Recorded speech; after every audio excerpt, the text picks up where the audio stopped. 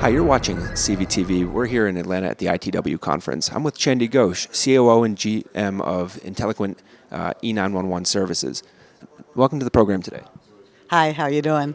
Thanks a lot for having me. Thank you. And tell me a little bit about this program and why you're entering into this service now.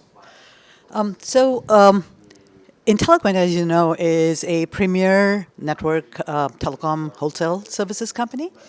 We count most of the wireless tier one companies as our customers, including a lot of the OSPs and CSPs.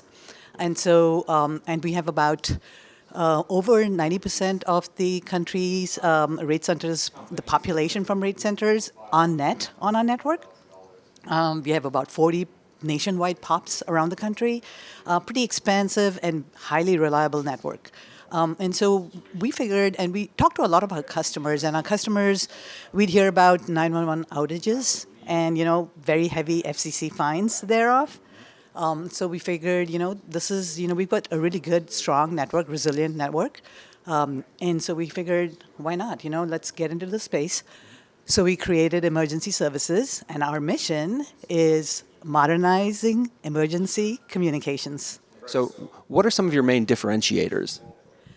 So if you think of 911 companies, one of the key things you'll notice is they are primarily software companies, and they partner for their network services with network and telecom companies.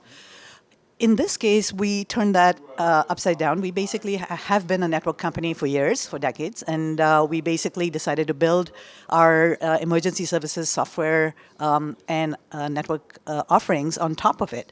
So our differentiators, I'd say, are kind of fourfold. First of, network, I've already told you, carrier diverse, because we're not the network company, that somebody just partners with.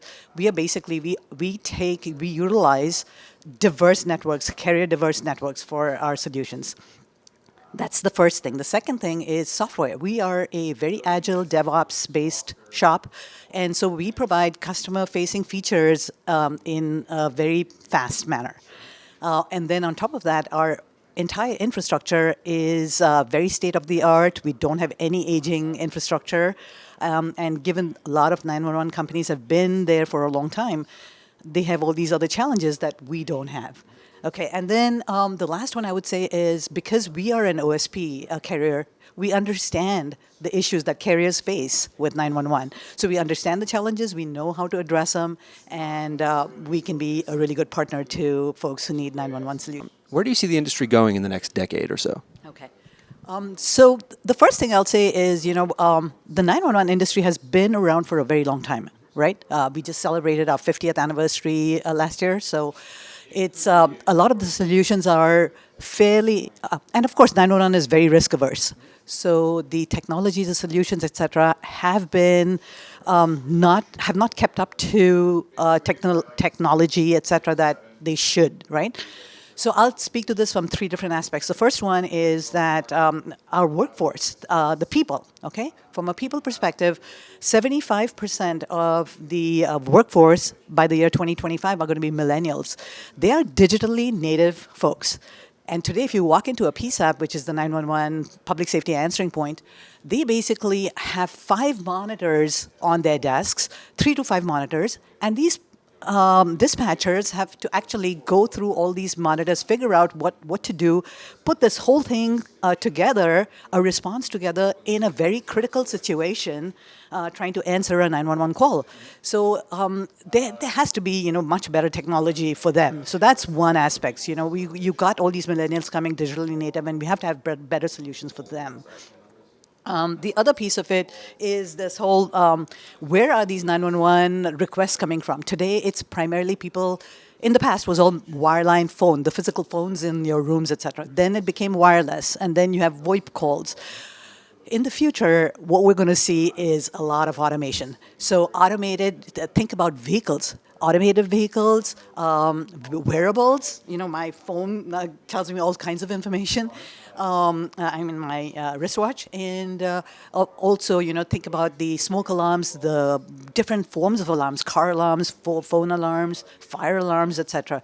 So all these are going to be automated. How will all these dispatch centers handle? How will 911 operate at that point when we have so many calls coming in from automated sources? So that's all will have to change. So there's a lot of improvements that we expect in the industry. And the third trend, I would say, is innovation.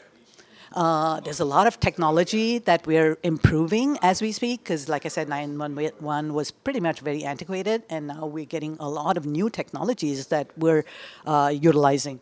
And some of the key things that I'll talk about is, for example, video, text. Those are supposedly table stakes, but video is not being processed today. It's basically voice and text messages, and even text is not fully deployed. But text messages, video, and then there'll be a lot of these.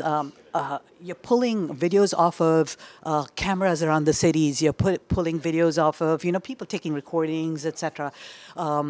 Taking artificial. You need artificial intelligence then, and because there's going to be so much data, so you'll need artificial intelligence, augmented reality, those kind of solutions to pull some prescriptive and predictive analytics that will help our dispatchers and the police, etc. And so, drones being used. So innovation is the whole other thing that we'll have to account for to figure out how to provide the right 911 technology and solutions to our customers and to the citizens of our country. We save lives. It's our mission, modernizing emergency communications. How can we learn more information?